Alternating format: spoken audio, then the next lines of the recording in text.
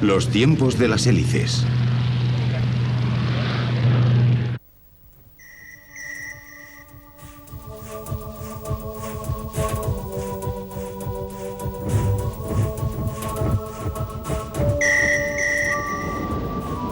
¿Cómo son y cómo se conducen las locomotoras de vapor? La locomotora de vapor es una máquina magnífica. Con ella apareció un oficio, el de maquinista. Una profesión dura, sucia y de horarios intempestivos. Se requería tener verdadera vocación.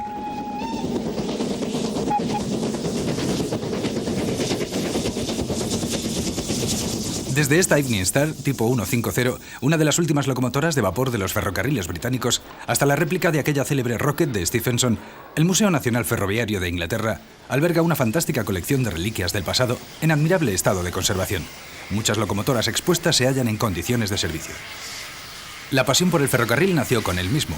Incluso en etapas críticas como la Primera Guerra Europea, un grupo de aficionados ingleses pusieron nuevamente en servicio el abandonado ferrocarril Reeve Glass and Eskdale, que en la actualidad podemos disfrutar 80 años después de su rehabilitación.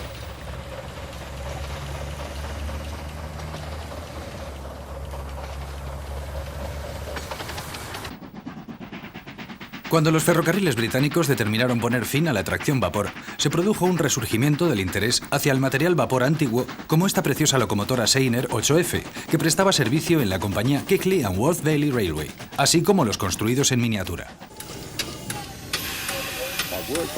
He trabajado en trenes de vapor durante 20 años y he llegado a la conclusión de que cualquiera que sea su tamaño, ancho de vía estándar o estrecha, incluso los de 5 pulgadas, su funcionamiento básico es el mismo. En la película veremos las diversas partes que componen una locomotora de vapor, sus elementos y mecanismos, la relación entre ellos y, por supuesto, su funcionamiento.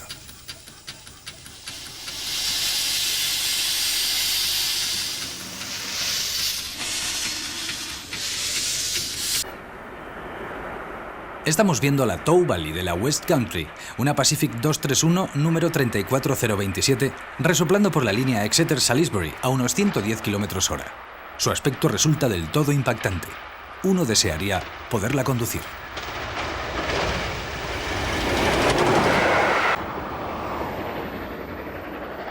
Tal aspiración puede convertirse en realidad en el Reino Unido, apuntándose en alguna de tantas asociaciones existentes dedicadas a la preservación y mantenimiento de material ferroviario real, como la Mid-Hands, donde enseñan también la conducción de una máquina de vapor, pasando previamente por las tareas de aprendiz y fogonero. También se puede efectuar un cursillo de conducción, como los que periódicamente organiza el West Somerset Railway.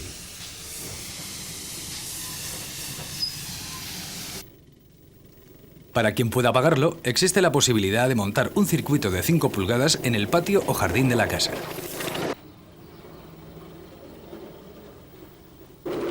Aunque no lo parezca, la conducción de una locomotora a escala de solo 5 litros de agua en la caldera requiere la misma destreza y atención que cualquier otra máquina de vapor de tamaño real.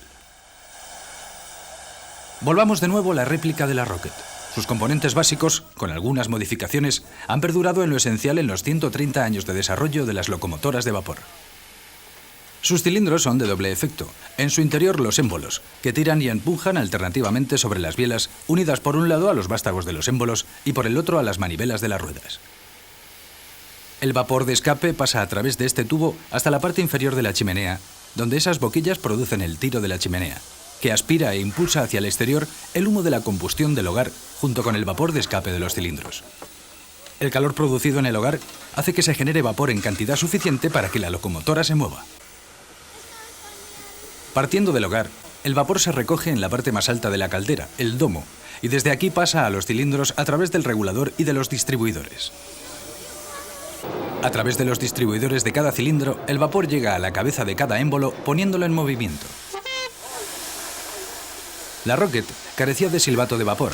El maquinista utilizaba un cornetín y seguidamente la ponía en marcha como cualquier locomotora posterior, abriendo el regulador y dejando pasar vapor suficiente hacia los cilindros para mover el tren, pero evitando excesos para que las ruedas no patinaran.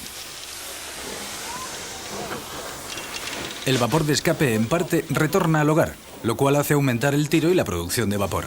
Al incrementarse la presión, la bomba de alimentación aumenta su caudal y envía más agua a la caldera, con lo cual desciende la temperatura interior y a la vez se controla la presión del vapor. En la parte inferior de la locomotora pueden verse unas excéntricas que accionan unos balancines, que a su vez ponen en movimiento los distribuidores situados debajo de cada cilindro.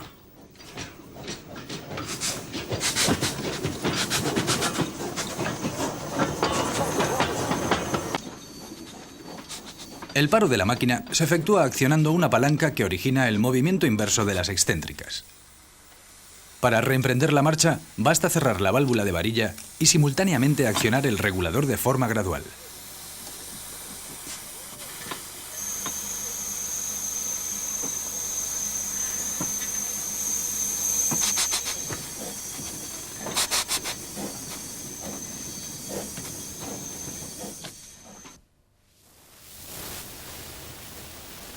La Rocket fue exhibida en Ashford en el 150 aniversario del ferrocarril de Kent, juntamente con esta Tow Valley de la clase West Country tipo Pacific 231, diseñada por Bulliard, que fue lo último en locomotoras de vapor para trenes expresos de los ferrocarriles británicos.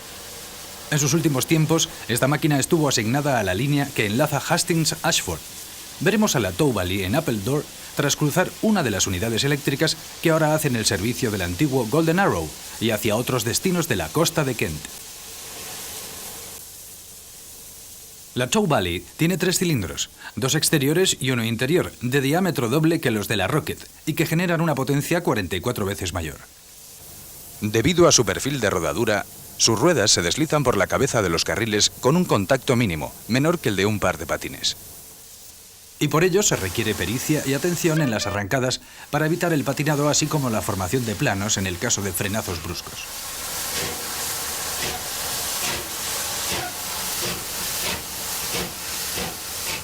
Cuesta imaginar cómo se puede generar potencia suficiente para mover un émbolo de 406 milímetros de diámetro y con él las 500 toneladas del convoy. Para comprenderlo, el Museo Nacional Británico dispone de una locomotora seccionada idéntica a la Tow Valley. Su tender es un depósito de 22.700 litros de agua y encima una carbonera para 5 toneladas de carbón. En el hogar de la caldera hay una cavidad llena de agua protegida de las llamas por un armazón de acero de 12 milímetros de espesor. La presión que se alcanza en ella es del orden de los 17,5 kilogramos por centímetro cuadrado. El carbón se deposita uniformemente sobre la parrilla, cuya superficie es de 4,14 metros cuadrados. El calor producido por la combustión del carbón y el aire existente en el propio hogar se mezclan con el aire fresco procedente del exterior a través de la puerta de dicho compartimento.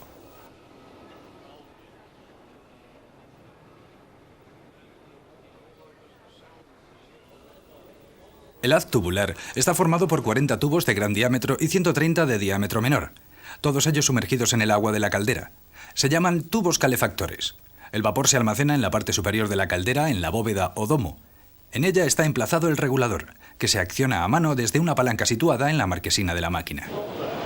El vapor, una vez fuera del regulador, pasa a través del tubo principal al recalentador, en donde se distribuye por diversos tubos también llamados recalentadores, destinados a eliminar la humedad que contiene el vapor. Así se consigue que el vapor, cuando llega a cada cilindro, se halle completamente seco. Por ello se denomina vapor recalentado. Cada cilindro lleva en su parte superior una válvula de distribución de doble émbolo, a través de la cual el vapor del recalentador llega hasta la cabeza del émbolo empujándolo seguidamente.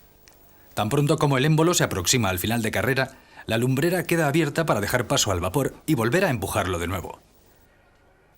Cuando el émbolo llega a la parte posterior del cilindro, el distribuidor cierra la admisión de vapor y a la vez abre la lumbrera para dar salida al vapor de escape. Mientras el humo de la combustión junto con el vapor de escape son expulsados al exterior, el émbolo vuelve a admitir vapor a presión por la cara opuesta. La lumbrera se cierra justo cuando la cruceta donde va unida la biela motriz llega al punto final de carrera. El extremo de la biela motriz está acoplado a otras bielas menores que accionan el distribuidor tipo Welshurst, cuya misión es mantener alternativamente las lumbreras de admisión y escape abiertas o cerradas. El punto de cierre de la entrada de vapor al cilindro puede ser corregido manualmente mediante la palanca del inversor. Su dial muestra el porcentaje del recorrido del émbolo a medida que se va cerrando el paso del vapor. El 75% ofrece la máxima potencia para arrancar el tren, el 25% o menos para mantener la marcha del tren. Accionando la palanca en dirección contraria, la expansión obliga a trabajar a los distribuidores en orden inverso. Finalmente, el vapor del escape, atravesando las toberas, arrastra los humos y gases acumulados dentro de la caldera hacia la chimenea. Un dispositivo para chispas impide la salida de cenizas y carbonilla encendidas cuando la locomotora se halla trabajando. La zona donde se acumula el humo, la caja de humos, es un compartimiento muy sucio que hay que mantener completamente cerrado para facilitar la combustión y limpiar asiduamente. Las mismas consideraciones son aplicables a la pequeña River Esk tipo 141 Mikado, de conductos de vapor conectados directamente a los cilindros. Carece de recalentador, es de vapor saturado, con tobera de escape simple y sin parachispas. En la citada tobera existen 4 pequeños taladros dispuestos en cruz por los cuales sale vapor para mantener vivo el fuego cuando la locomotora permanece parada. Una operación habitual es la limpieza de los tubos de humos del haz tubular, mediante un cepillo metálico para facilitar la transferencia de calor en la caldera.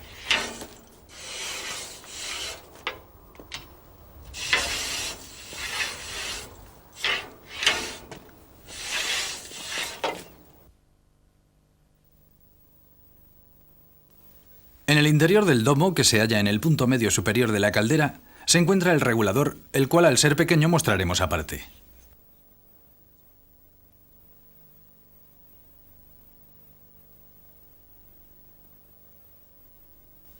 La cubierta exterior de latón cubre la tapa del domo, que es de acero estampado. Su cierre es hermético, bien asegurado por tornillos fuertemente apretados, ya que esta zona debe soportar toda la presión de la caldera.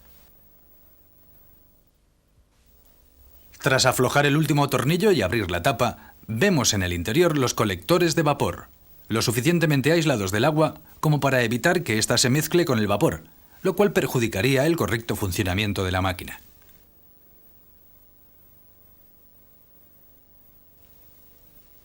Este es el elemento que permite el funcionamiento del motor de la máquina mediante el vapor y el regulador.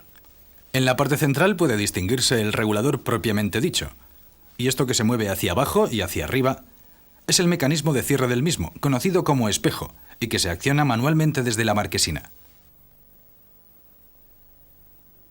En la parte posterior del hogar se hallan 2 tubos suplementarios en contacto con el agua. Antes incluso de encender la locomotora, el nivel de agua deberá ser comprobado en los indicadores. Otros elementos de seguridad son los tapones fusibles, que llegarían a fundirse en caso de no hallarse recubiertos en parte por el agua.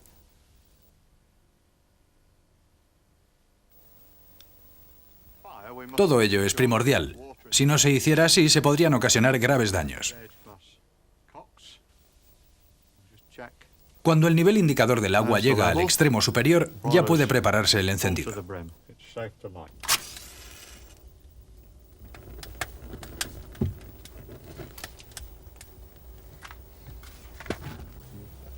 El encendido es uno de los momentos mágicos de la locomotora de vapor.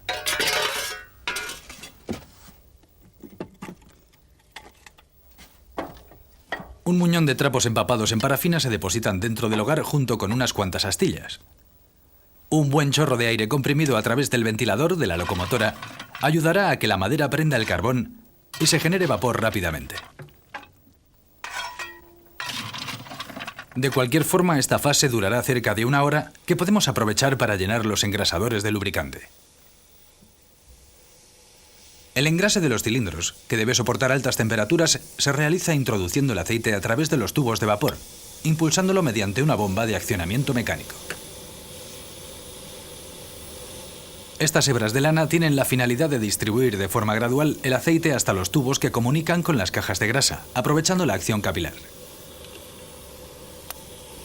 Todos los mecanismos móviles accionados por bielas, manivelas y palancas necesitan lubricación diaria. Mientras, la presión va en aumento. Si esta sobrepasa los 11,6 kilogramos por centímetro cuadrado, las válvulas de seguridad se dispararían automáticamente. Para mantener el nivel en la caldera, se le va suministrando agua mediante el inyector, que aprovecha la acción del vapor para bombear agua a pesar de la presión del vapor existente en la caldera. Los conos de las boquillas de los inyectores son la clave. Cualquier desalineación entre ellos alteraría el buen funcionamiento del inyector. Cuando el agua del tender entra en el inyector, este sistemáticamente quedará inundado. Entonces habrá que esperar hasta que el vapor se introduzca en el interior del inyector. Una vez el vapor haya entrado, se procederá al vaciado del agua para dar paso al vapor, el cual, debido a su fuerza expansiva, empezará a efectuar el trasiego del agua hacia la caldera. Parece imposible que un chorro de agua impulsado por vapor procedente de una tobera tenga la suficiente fuerza para vencer la presión existente en la caldera e introducirse en ella hasta que el vapor deja de actuar en el inyector. La River Esk se encuentra a punto para salir. La palanca del cambio de marchas se coloca en la muesca correspondiente al máximo avance. Al principio los cilindros están fríos y se producen condensaciones en su interior que podrían dañar los émbolos. Hay que eliminar tales condensaciones expulsándolas mediante las purgas.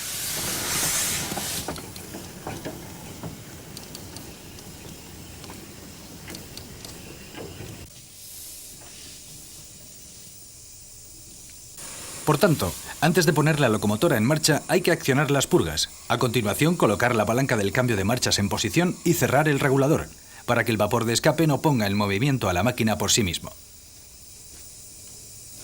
En los desvíos, el maquinista deberá cerciorarse de que las pestañas de las ruedas atraviesen correctamente los carriles.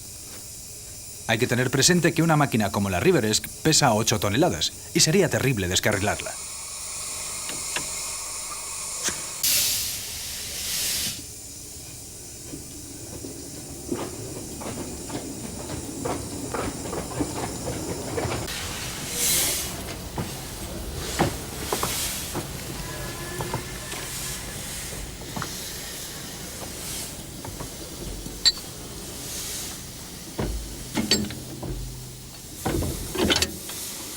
Al efectuar el enganche de la locomotora al convoy, aparte de acoplarlos mecánicamente, hay que efectuar el conexionado de las mangas de estos frenos automáticos de aire comprimido, sistema Westinghouse.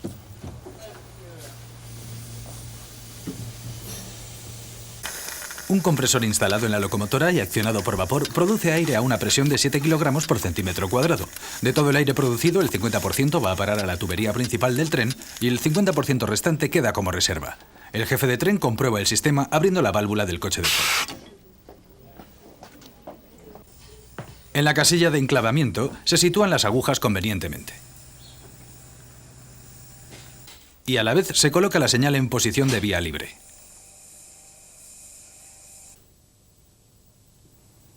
El jefe de tren hace sonar su silbato y con la mano da al maquinista la señal de partida.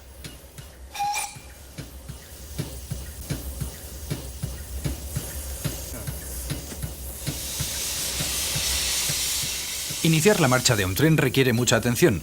Hay que precisar el tiempo justo para que cada abertura del regulador haga su efecto en los cilindros, evitar los tirones, que podrían dañar los enganches a la vez que se desaprovecha potencia de forma rápida. Hay que estar en alerta incluso de lo que pueda ocurrir unos 100 metros atrás en la cola del tren.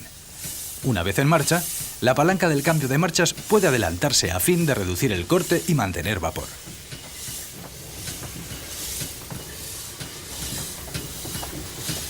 En las proximidades de Manchester Mill hay una señal de reducción de velocidad a 16 km/h, pero si no hay nadie en el andén, el tren aprovechará para tomar impulso con el fin de salvar la empinada cuesta situada más adelante, en Millwood. Como en la Rocket, los humos y vapor de escape de la chimenea van regenerando el vapor según se va utilizando. Mediante el regulador se puede ir incrementando la potencia cortando el paso del vapor. En cada viaje, estas locomotoras consumen unos 50 kilogramos de carbón. Como la vía serpentea tanto, se hace necesario ajustar el regulador a cada momento con el fin de mantener la velocidad de 24 km/h en marcha ascendente, 61 metros, hacia Escale. Los cambios de las pendientes pueden alterar la lectura de los niveles del agua. El inyector debe conectarse y desconectarse con frecuentes intervalos para dejar constante el nivel de agua de la caldera y a la vez mantener la presión de vapor cerca del indicador rojo del manómetro, pero sin que tengan que dispararse las válvulas de seguridad.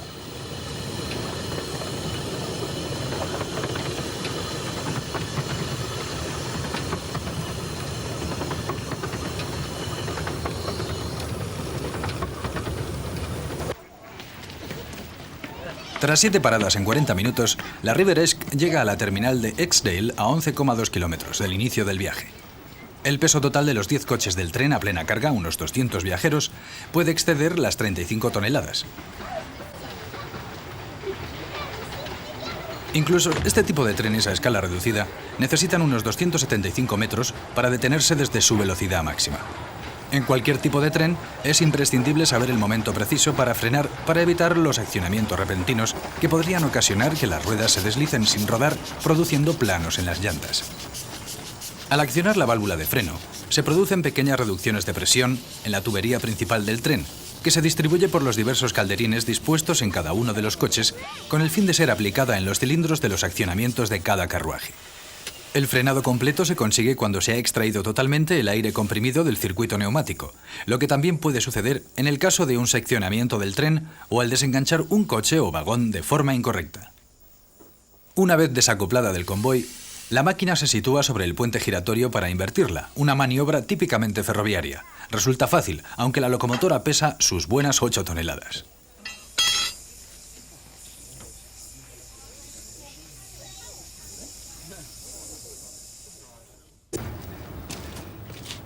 Realizar dos tareas a la vez, maquinista y fogonero, es uno de los alicientes con que cuenta el vapor vivo.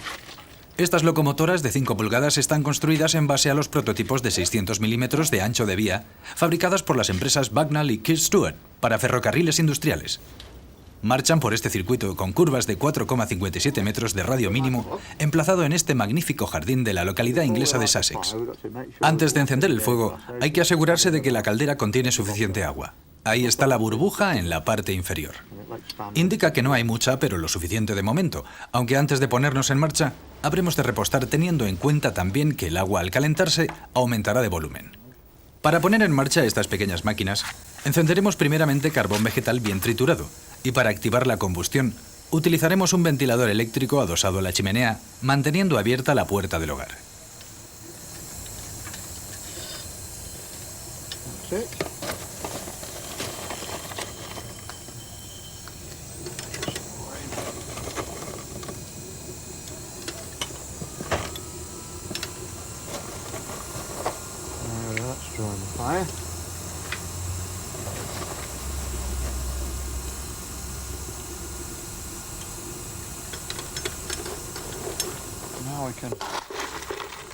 Una vez el fuego ha prendido, podremos cargar el hogar con carbón mineral hasta cubrirlo. A continuación, cerramos la puerta y esperamos unos 15 minutos.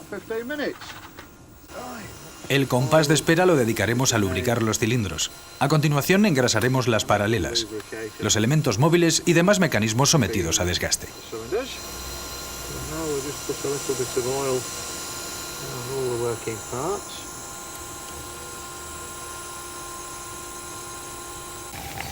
Mientras tanto, la presión va en aumento y ya empieza a activarse el propio ventilador de la locomotora. Ya se puede retirar el ventilador eléctrico de la chimenea.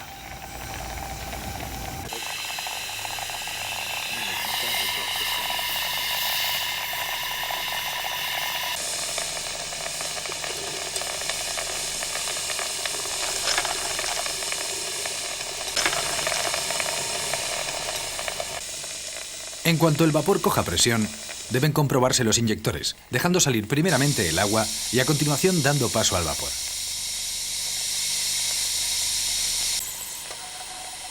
Parece imposible que las toberas de estos diminutos inyectores galgados en centésimas de milímetro funcionen debidamente, aunque el agua no alcance la temperatura debida o aunque en el tanque haya poca.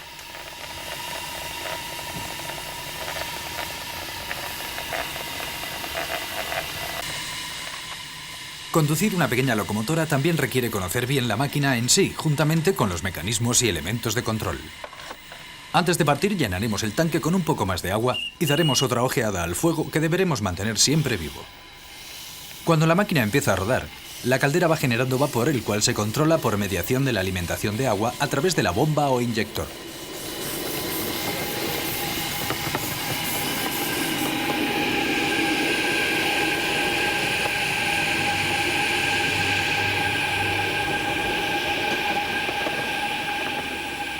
La puesta en marcha de la Eivor ha sido cuestión de poco tiempo comparada con la de una locomotora real de tipo medio y más si se halla totalmente fría. Se precisaría todo un día. Subamos ahora a la 30506 de la clase S15, tipo 230, construida en 1920 por la London and South Western Railway y hoy preservada por la asociación Midlands Railway. Una vez en la marquesina, detallaremos el encendido y puesta a punto de la máquina, así como diversas secuencias de su conducción que iremos explicando durante el recorrido. Primeramente se comprueba el nivel del agua en ambos indicadores. Caso de que resultara demasiado bajo, los tapones fusibles llegarían a fundirse, con lo cual el personal de conducción quedaría avisado de la falta de agua, evitando el peligro de explosión de la caldera. Seguidamente se comprueba visualmente el estado del hogar, especialmente la parrilla, y a continuación se procede a encender el fuego con trapos y maderos impregnados de parafina. Luego se añade carbón mineral.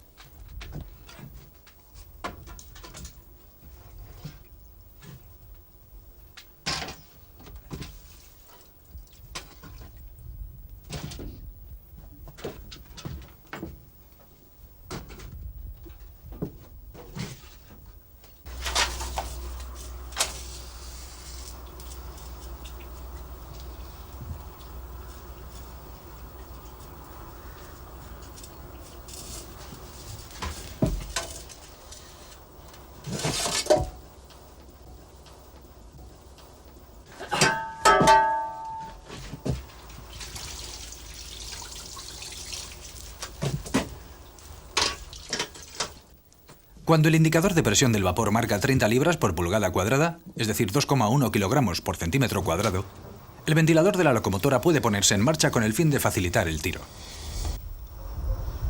Mientras tanto, el maquinista aprovecha para lubricar los patines de la cruceta, las paralelas, el accionamiento de los mecanismos de la distribución, etc.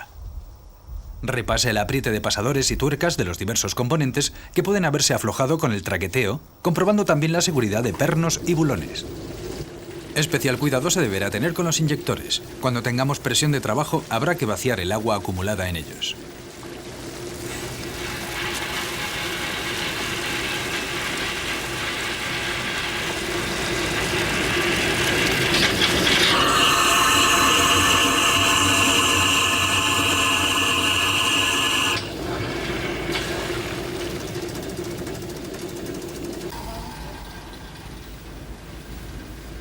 Antes de marchar, el tanque del tender se aprovisiona con 18.000 litros de agua y una buena carga de carbón.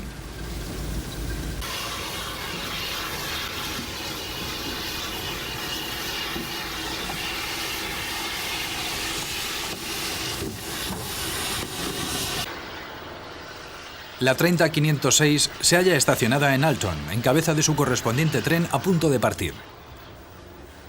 En el andén contiguo está la línea de British Railways, que une Woking con Waterloo, hoy día electrificada. Mientras el fogonero aviva el fuego, el maquinista, después de inmovilizar el tren, efectúa la comprobación de los frenos. En la época de vapor, el sistema de frenado de los ferrocarriles británicos era de vacío. Consistía en hacer pasar vapor a presión por un eyector, con lo cual se conseguía aspirar todo el aire, o mejor dicho, efectuar el vacío de los tubos y calderines del sistema de frenado. La medición del vacío se determinaba a través del vacuómetro y se expresaba en centímetros de mercurio. El vacío absoluto correspondía a 760 centímetros de mercurio. El jefe de tren debe comprobar que todas las tuberías y mangas de conexión del freno que unen la locomotora con coches y vagones se hallen bien conectados al abrir la válvula. Cualquier pérdida se refleja en el vacuómetro de la marquesina. Así el maquinista puede actuar rápidamente sobre el eyector para recuperar el vacío hasta alcanzar los 530 centímetros de mercurio, que es la medida normal. Tras la comprobación, el maquinista sitúa la palanca del cambio de marchas en posición de máximo avance en espera de arrancar.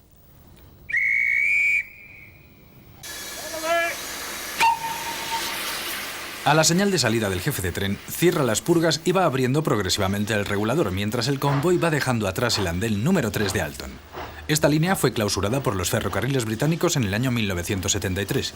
Después de una espectacular iniciativa y un monumental esfuerzo de aficionados voluntarios, la línea fue reabierta 12 años después, es decir, en 1985.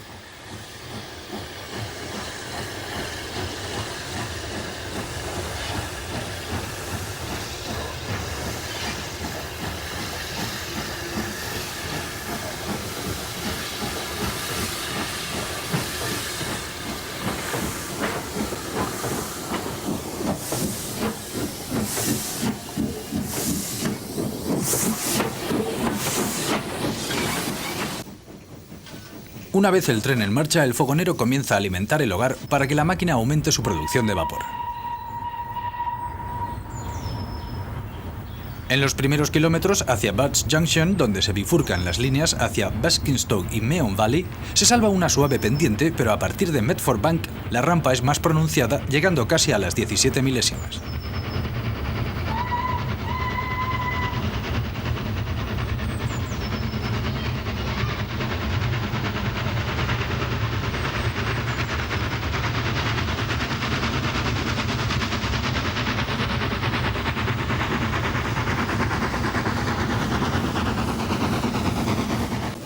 El fogonero, cumpliendo con su cometido, va introduciendo paletadas de carbón y ajusta la entrada de aire fresco para controlar la combustión, comprobando al propio tiempo el aspecto del humo que va saliendo de la chimenea.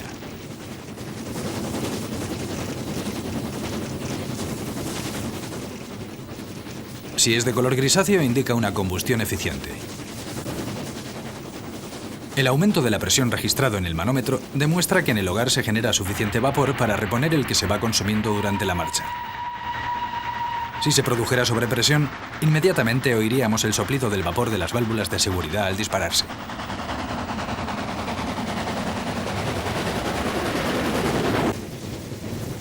Ahora hay que alimentar la caldera con el agua necesaria, aprovechando el exceso de vapor para hacer funcionar el inyector. Con todo, hay que decir que las vibraciones y balanceos que se suceden en la marcha hacen que no resulte sencillo mantener un correcto funcionamiento del inyector. A ser posible, la alimentación de la caldera es aconsejable efectuarla con la locomotora detenida o a marcha suave.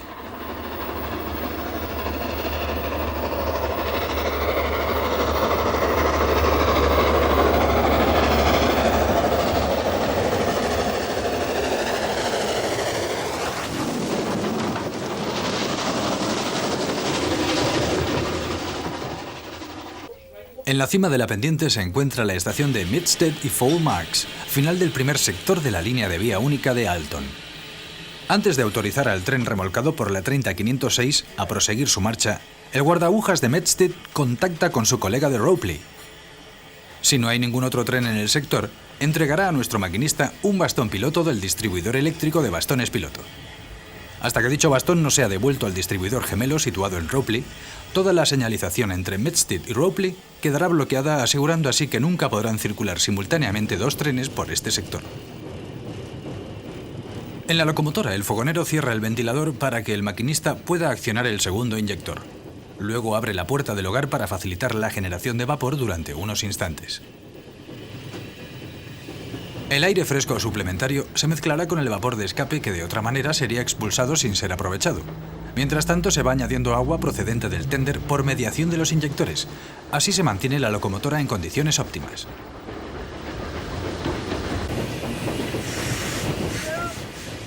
Según se aproxima el tren a las señales de Ropley, el maquinista comprueba que se hallan en posición de vía libre y se prepara para efectuar el canje del bastón piloto de Alton por el de Ropley.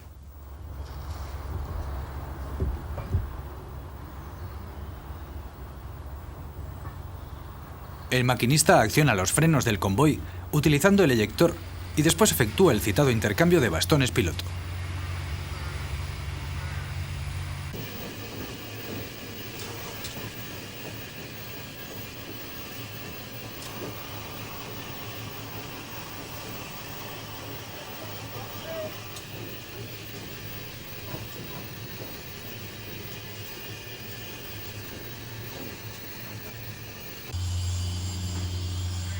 Ropley es el punto más alto de esta línea férrea. Aquí no resulta fácil efectuar el arranque con el tren detenido sobre la pendiente. El fogonero acciona el freno de mano del tender, lo que mantendrá el tren inmóvil aunque el freno de vacío esté desactivado.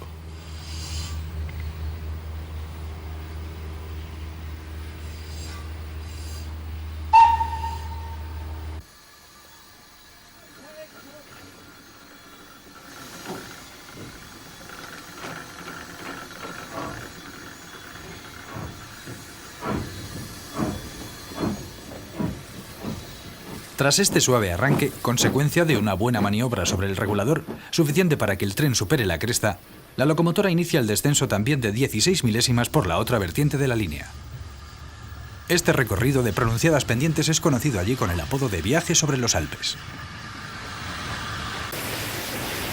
Los dos inyectores entran nuevamente en funcionamiento para proteger a la máquina de la descompresión y asegurar que la caldera tenga agua suficiente por encima del hogar, ya que desde un punto fijado en el sentido ascendente y otro situado en sentido descendente, ambos emplazados a igual distancia de la cúspide, la diferencia observada en los niveles de agua de la caldera es del orden de los 100 milímetros. La locomotora ya ha superado el trabajo más duro, pero el personal conductor siempre debe permanecer atento. El silbato alerta a una brigada de vías y obras de su presencia y efectúan el acuse de recibo de la respuesta con una mínima señal.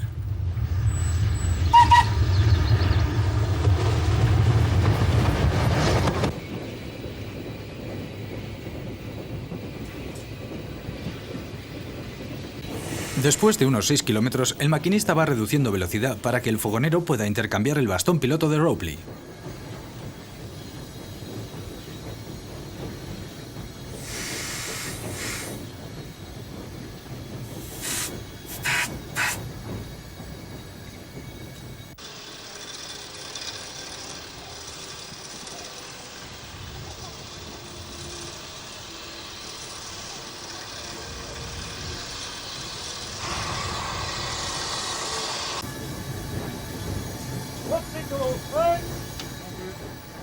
En un viejo ritual, el fogonero lee en voz alta el sello de cada bastón piloto al maquinista con el fin de asegurarse que no han recibido un bastón equivocado.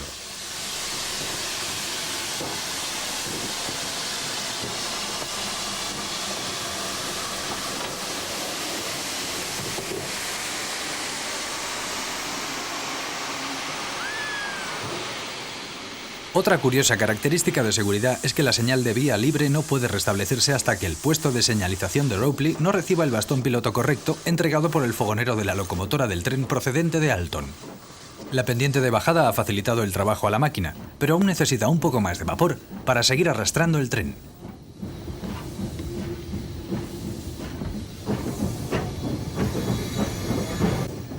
El fuego de la 30506 precisa un poco más de combustible para recorrer los 5 kilómetros que faltan hasta el término y retornar luego al depósito, que se halla en Ropley.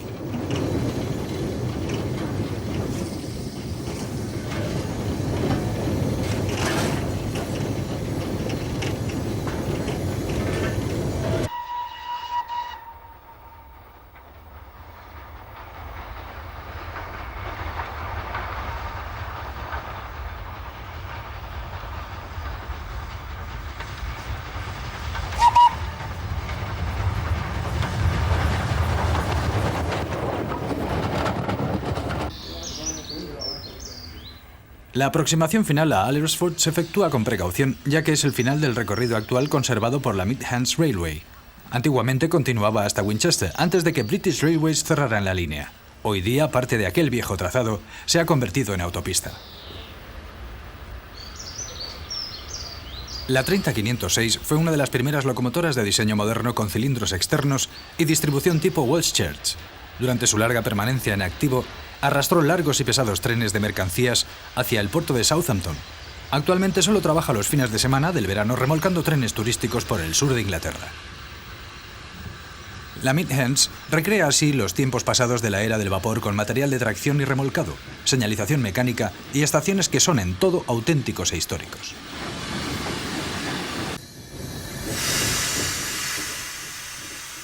El maquinista acciona el freno por última vez, cerrando el eyector al mismo tiempo que el fogonero cierra el regulador. Una vez detenida la locomotora, se procede al desenganche.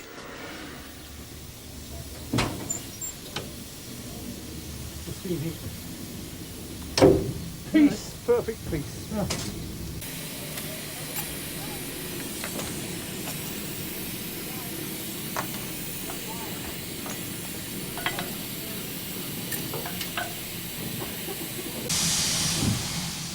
La locomotora consume diariamente miles de litros de agua para producir vapor, lo que genera también cal, sales e incrustaciones que se van acumulando en la parte superior del hogar de la caldera, que en poco tiempo podrían dañar la caja de fuego.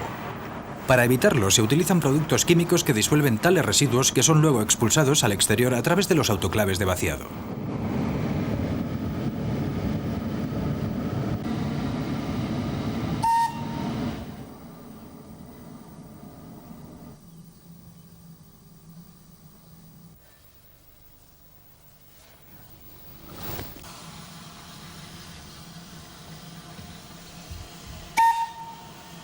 Hay que tomar precauciones cuando la locomotora circula por vías mojadas o grasientas, pues es muy fácil que patine, lo cual resta un considerable esfuerzo de tracción.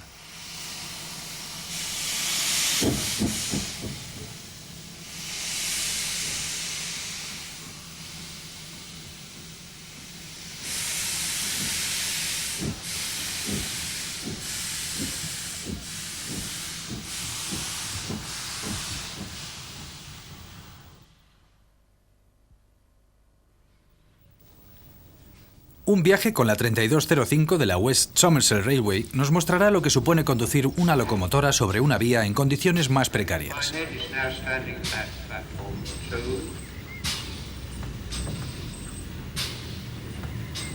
Esta locomotora tipo 030 para servicios mixtos fue construida por la Great Western en Swindon en el año 1946. La simple disposición de sus ruedas resultó ser uno de los tipos más populares de la British Railways. Todas las máquinas del Great Western tenían los mandos relacionados con la conducción en lado derecho, en el sentido de la marcha hacia adelante. Sus cilindros distribuidores de mecanismo tipo Stephenson y bielas motrices se encuentran en el interior del bastidor.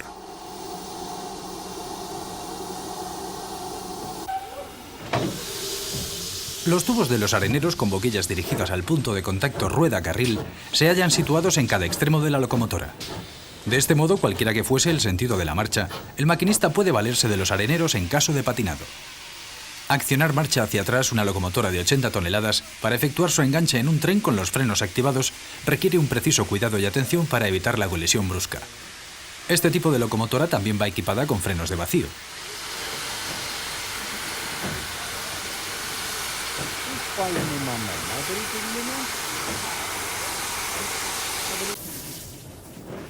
El maquinista tiene que frenar la locomotora sobre los topes comprimidos con el fin de que estos no queden flojos tras el enganche y durante la marcha.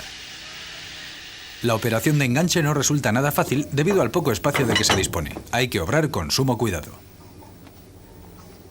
El husillo se va atornillando hasta quedar lo suficientemente tenso con el fin de evitar tirones al inicio del arranque del tren.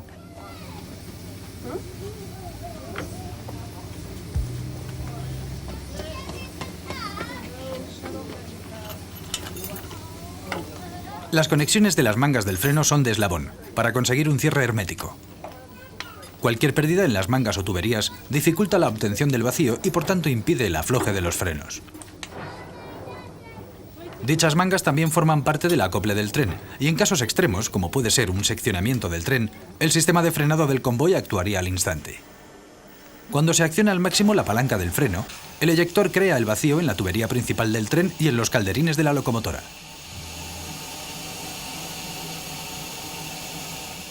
La Great Western montaba en sus locomotoras un tipo de bomba mecánica para obtener vacío, así como también un eyector que estaba proyectado para obtener los 630 centímetros, 25 pulgadas de vacío, en vez de los 530 centímetros, 21 pulgadas normales.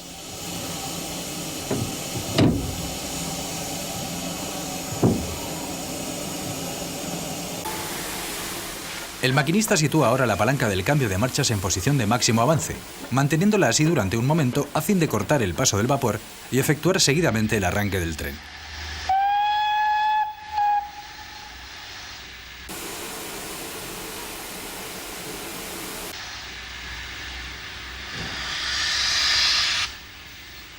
Como la locomotora se halla suficientemente caliente tras su viaje desde Minehead, la admisión de los cilindros se abre brevemente mientras la máquina inicia la marcha.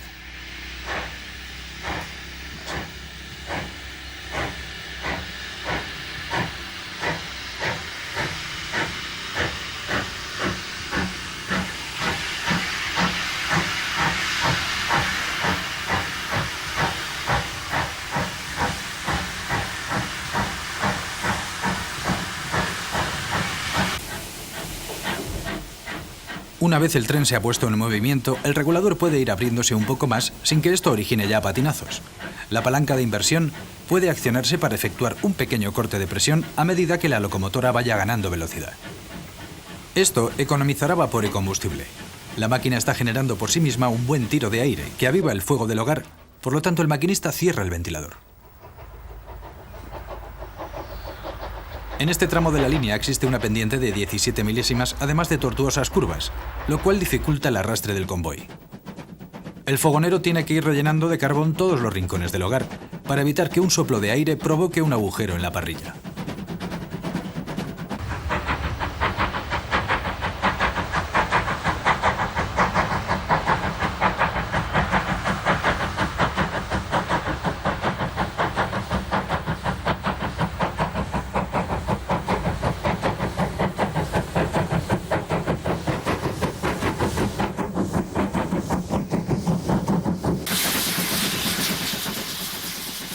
Al circular por una vía en malas condiciones, cualquier alteración en la posición del regulador o de la palanca del mecanismo de inversión puede hacer que las ruedas patinen.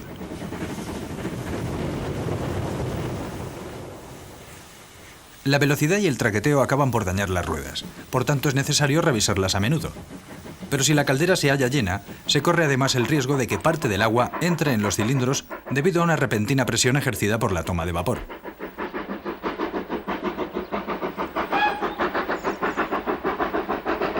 Si esto sucediera durante el inicio de la marcha, el agua, que es incompresible, podría hacer reventar las paredes de los cilindros. En este momento el maquinista acaba de accionar el ventilador, preocupado porque al cortar el vapor para controlar el patinado, podría producirse una llamarada en el interior de la marquesina.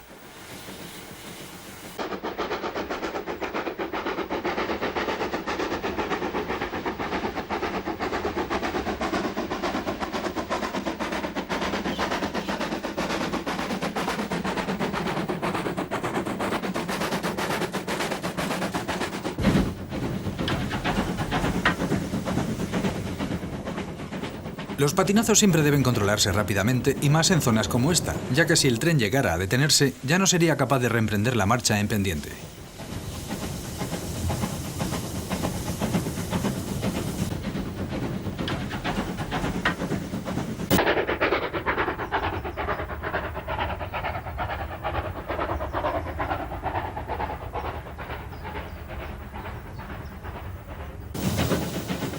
El punto más alto de esta línea se halla en Crowcombe.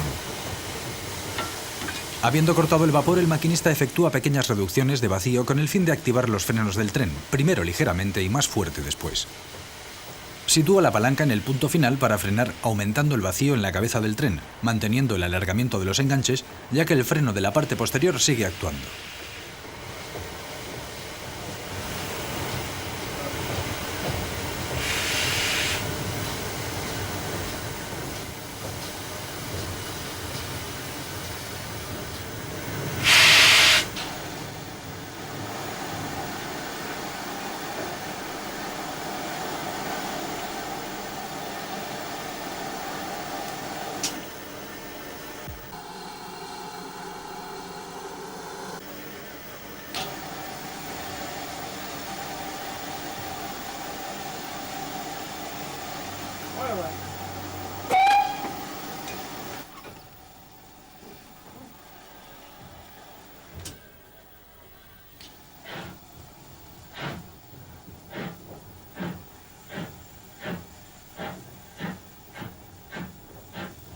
Tan pronto como el tren emprende la marcha, el maquinista cierra el ventilador y mantiene la palanca del freno abierta hasta que la locomotora coja velocidad suficiente para que la bomba mecánica de vacío actúe debidamente.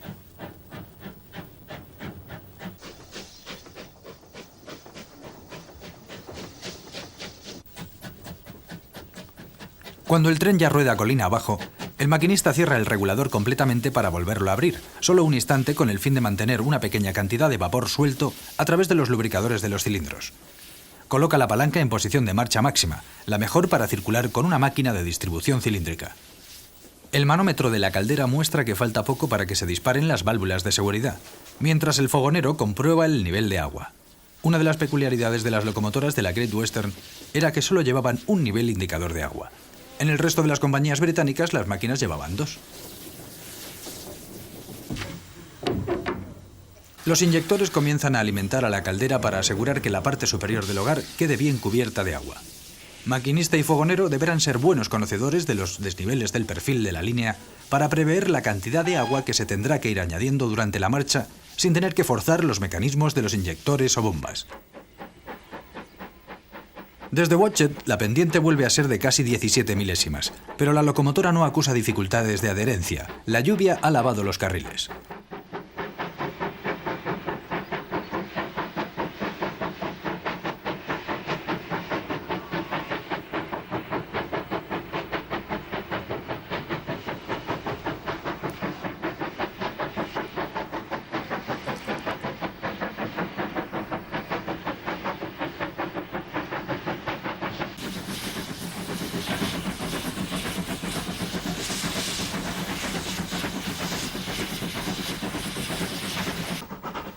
Bajo el aguacero, el fogonero nos obsequia con una fotogénica nube de humo negro para nuestras cámaras.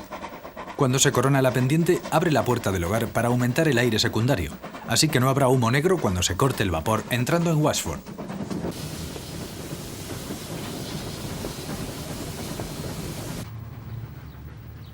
Entrando en el andén de Washford, dentro de un momento podremos percibir el silbido de la bomba de vacío, el rugido del eyector y el chirrido de las zapatas, un conjunto acústico armónico que delata la buena salud del sistema de frenado.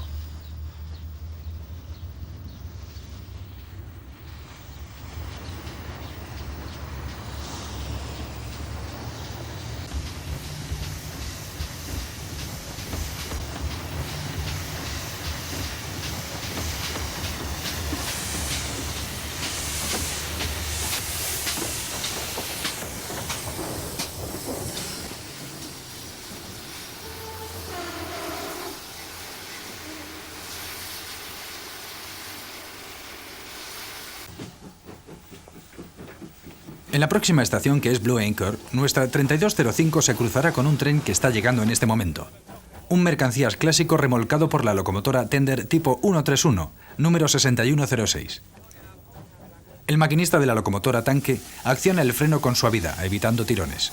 En el furgón de cola, el jefe de tren bloquea el convoy con el freno de mano en cuanto éste se detiene.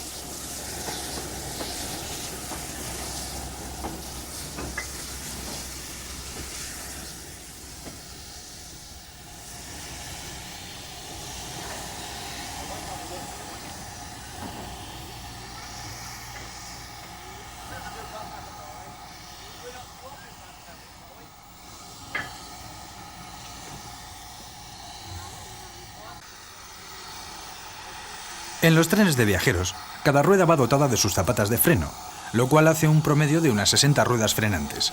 En cambio, los antiguos trenes de mercancías solo solían tener entre 6 y 8 ruedas que podían frenarse. Esto quería decir que en caso de seccionamiento del tren de viajeros por rotura de un enganche, por ejemplo, todos los coches divididos quedaban frenados automáticamente. En un tren de mercancías, en idénticas circunstancias, solo el jefe de tren con el freno de mano podría detener el convoy dividido.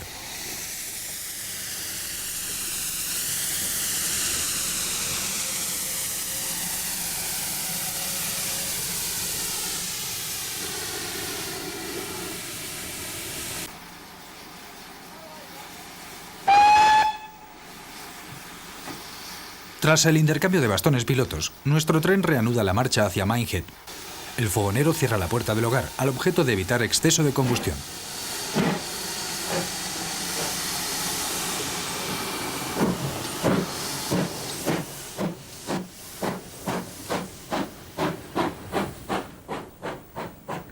A partir de aquí, el perfil es llano hasta los últimos kilómetros de la línea. El tren cruza una señal amarilla que advierte del final de trayecto en Minehead. La señal en rojo, que puede sobrepasarse cuando se halla apagada, indica la próxima existencia de un paso a nivel donde la vía cruza una carretera de tráfico.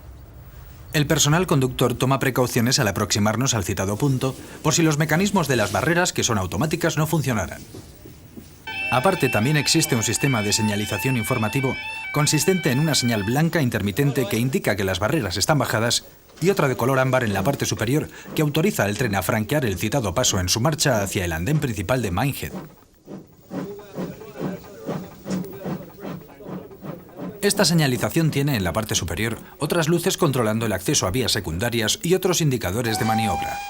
Hay tantas luces que en el argot ferroviario inglés se denomina árbol de Navidad.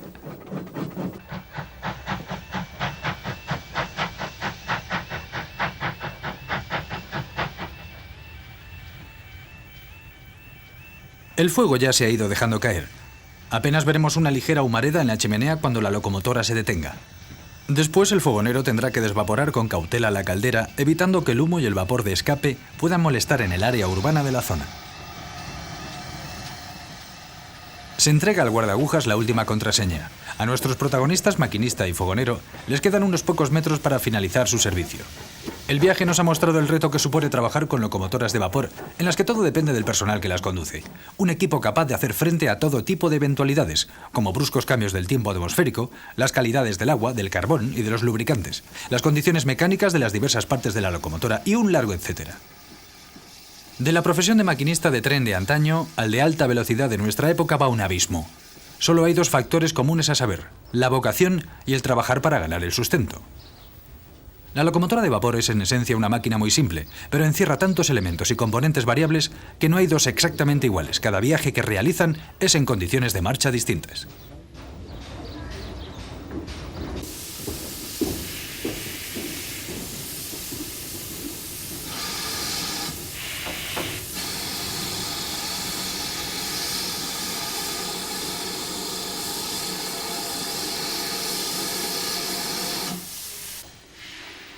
La gran mayoría de los viajeros de trenes de tracción vapor desconocen la cantidad de esfuerzos que se requieren para hacerlos llegar a su destino, como nosotros acabamos de comprobar.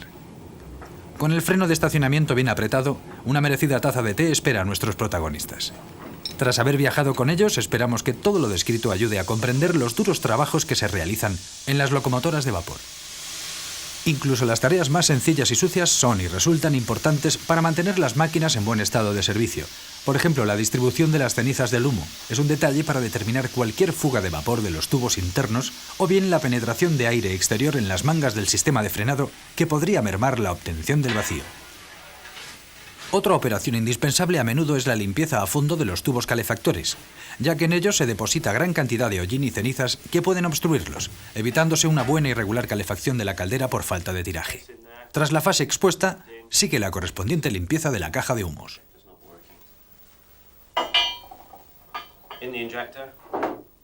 Inglaterra, cuna del ferrocarril, no solo cuenta con un gigantesco parque de material preservado, probablemente el más impresionante del mundo, sino que la mayoría de sus numerosos ferrocarriles privados patrocinan cursos de formación ferroviaria para aficionados, que incluyen conducción real de locomotoras de vapor. Todos ellos son impartidos por profesionales en activo, como el que estamos viendo, organizado por la West Somerset. Tras unas breves clases teóricas en las que se hace especial hincapié en lo referente a seguridad y señalización, y que los alumnos atienden con tanto interés como contenida impaciencia, llega por fin el gran momento. Clases prácticas sobre material real y sobre todo de conducción auténtica de locomotoras de vapor. Ferroviariamente hablando, Inglaterra es un país envidiable. ¿Llegaremos a ver algo parecido algún día en España?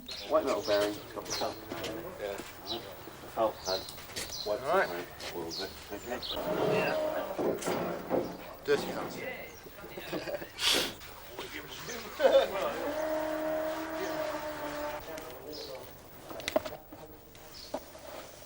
Shorter size, the left one.